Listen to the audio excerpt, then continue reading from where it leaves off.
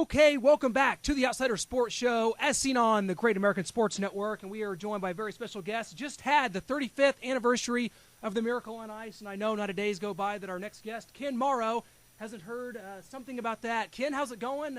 First off, take us back to your experience at this 35th anniversary, just seeing the guys in Lake Placid, and what was your experience like? Well, just terrific. As you mentioned, hard to believe it's been 35 years, but in February we got to celebrate up in Lake Placid. It was actually the second time in 35 years that we had all the players there together, and so we just had a tremendous time. They pretty much filled the arena, over 5,000 people there. And talked about the game. They showed highlights, tried to tell some funny stories, things that happened throughout the year. And, it's just always good to be back in Lake Placid.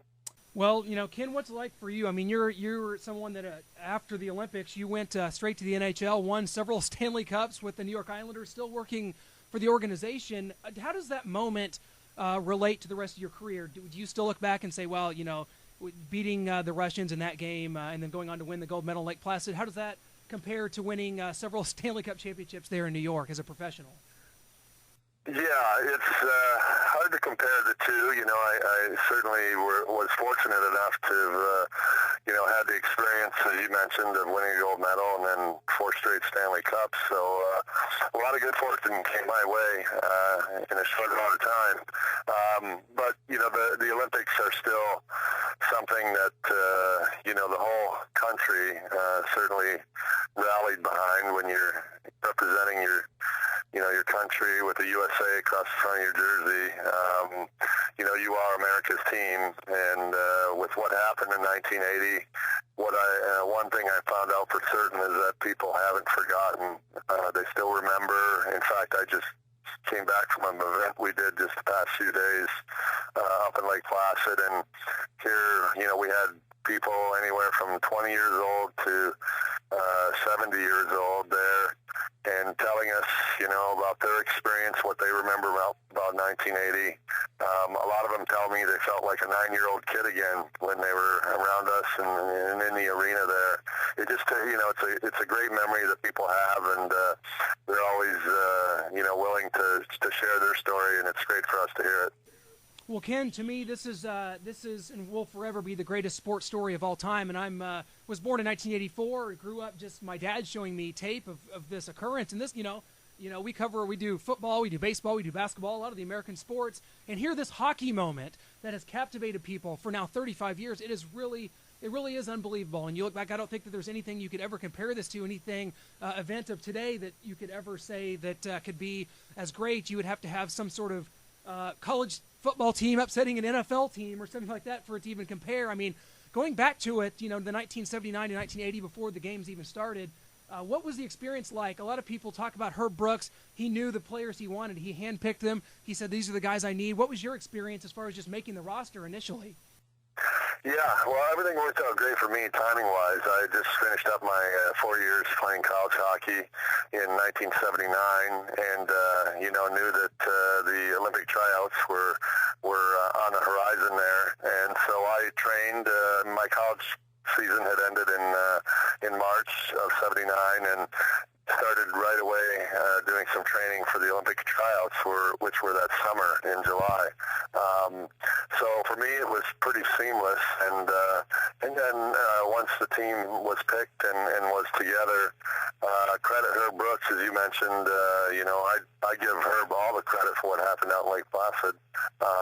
But credit Herb for wanting to play a 60-game schedule. It was something that no other Olympic team had done. Normally the teams were put together a few weeks before the Olympics and played a couple of games and then went in and played the tournament. And Herb wanted the team to come together and to get to know each other and play together. And so we played a 5-month schedule leading up to February of 1980 and traveled the country. It was just a tremendous experience getting to go around the country, playing in front of different crowds in bigger cities and smaller cities. And, it certainly was one of the big reasons why we were able to, pull off what we did out in Lake Placid. Well, when we go to that, going into New York, you guys arrived in New York City, actually, and got to play the Soviets before the game started. And, I believe we're defeated 10-3. I mean, I've always wondered this. And going in after that game, you guys lost to them. There had to be an element of, of intimidation, just knowing what they were and then having actually played them before the game started. But the fact of it is, you could not have defeated them weeks later had you held that intimidation, inside your heads. How were you guys able to kind of put that game out of your memory, put out of your, knowledge as far as what the Soviets were and how much of a machine they were? How were you guys able to rise up and to win that game?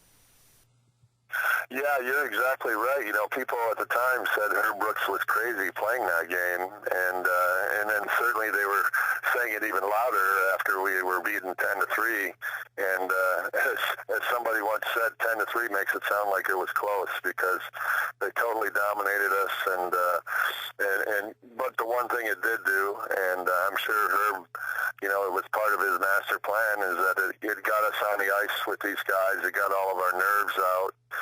For most of us, it was these guys were people that we watched beat NHL teams and win Olympic championships, and so getting that out in that exhibition game paid huge dividends when we played them 2 weeks later. And now, having watched some of the interviews, in fact, they just did an ESPN 30 for 30 special on that last month. They interviewed some of the Russian players, and to a man, they all said that game in Madison Square Garden really hurt them because it certainly made them overconfident. They weren't expecting us to be anywhere near as good as we were when they played us in that Miracle on Ice game. Well, yeah, absolutely, and that was a wonderful 30 for 30. Miracles and Men was the name of that, and it's great to see it from a Russian side because you really got into the heart of what the hockey meant to them and what they, how their regimen of training and things like that, and almost how stunned and almost some of them had a little bit air of excitement as you guys won in the celebration because they did not, they didn't do that. They did not celebrate. They just shook hands. They were very stoic, and it was kind of a interesting dynamic. And I mean, you were actually one of the last players to touch the puck as a defenseman. You cleared the puck out of the zone near the end of the game before the time ticked away. What were you thinking as that time was ticking away? As you're shooting the puck away, like, God, just don't let this deflect into the goal. Like Jim Craig would kill me. I mean, what was your emotions at that point? Yeah, sure. I was on the ice for the last minute and a half, and I'd been asked what was going through my mind, and I can tell you the only thing I could think about was get the puck out over the blue line. As a defenseman, you don't want to spend any time in your own end, and knowing that this team could score 2 or 3 goals in the final minute, they were that good. They used to do it to other teams. It seemed like they could just score at will, and so being on the ice the last minute and a half, it's where you want to be as a player. You don't want to be sitting on the bench watching it. You want to be out playing. And so, it was, again, lucky that I get to hear my name called in the last 5 seconds there, the famous Al Michaels call. It goes, Morrow up to Silk. You've got 5 seconds left, and then do you believe in miracles? And so I get to hear my name every now and then when they show the highlights, and just great memories. Once I knew that the puck had gone out over the blue line and they didn't have any time left to do anything, that's when just sheer joy took over. Well, I'll tell you what, I really enjoyed the 2004 film Miracle, one of the most underrated sports movies. I think it was wonderful. I thought Kurt Russell did a wonderful job as Herb Brooks. The only thing is, and you might have something to say about this as well, they kind of cut the Ken Morrow character out of the movie. I think they maybe showed you once or twice. Like, what did you feel about that? Like, hey, come on, like at least give me a few lines here. You had Eruzione and Schneider and all those guys were portrayed by actors, and they barely showed Ken Morrow. I thought that was a ripoff.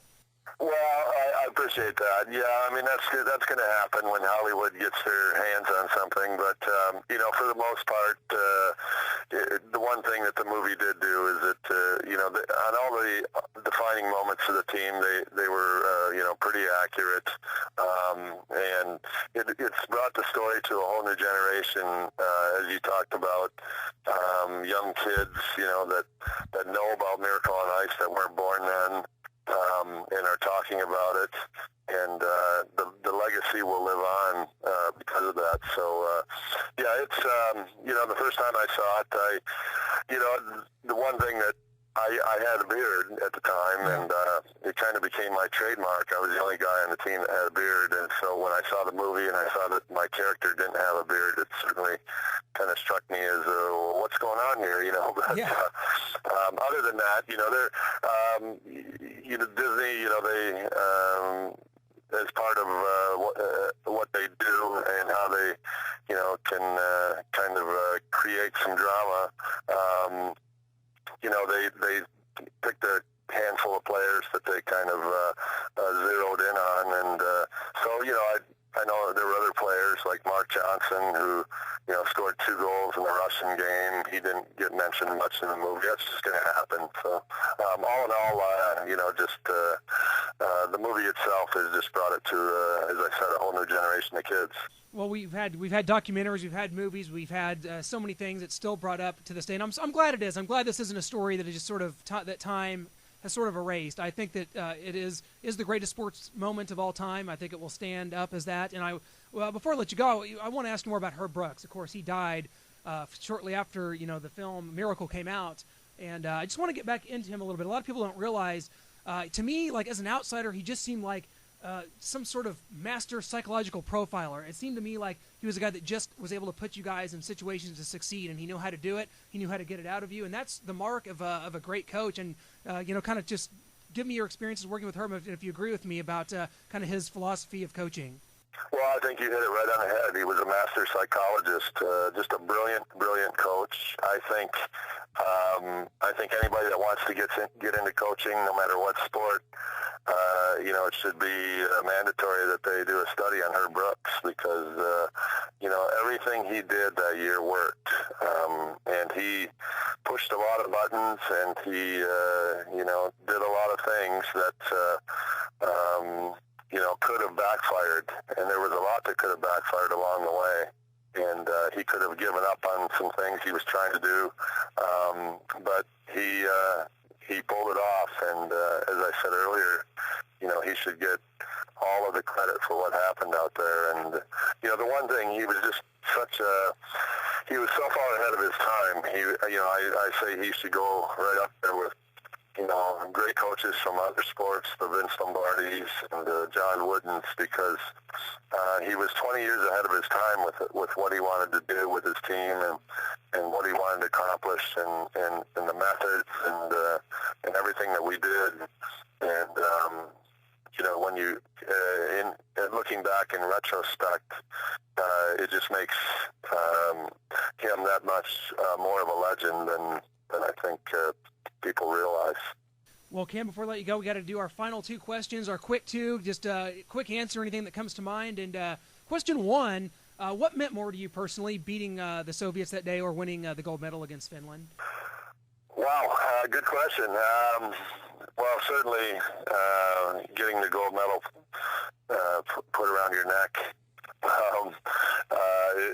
is a moment that you'll never forget. Having said that, most people don't realize we had to play another game to win the gold medal, so everybody wants to talk about the Miracle on Ice game. Question 2, where do you keep your gold medal? I'd like to say I have it hanging on the wall at home, but I don't. I keep it in the bank, and I do get to take it out every now and then. The most fun for me is just being able to share it with other people, and so I do try and take it into schools and to Chamber of Commerce lunches, and try and let people share in the magic of putting a gold medal on, or just taking a picture with it. So it's been so much fun to have. Well, that's wonderful, Ken. I tell you what, what, many people sharing the magic of this. Me personally, growing up is just a story that is from the time I've just as a little kid. I remember being told about this, and I'm just so glad to have been able to talk to you about it today. It's meant the world, and just know that so many people out there, we think about it every day. Think about the way that you guys came together as a team, the things you guys achieved is still thought about, and you are just a great ambassador for USA Hockey, great ambassador for the New York Islanders. We can't thank you enough for joining us today, Ken. Have a great one. Let's catch up again soon. I hope everything's great, and just keep on going, man. We really appreciate it. Well, thank you. Yeah, terrific talking to you. Appreciate it, Ken. Take care.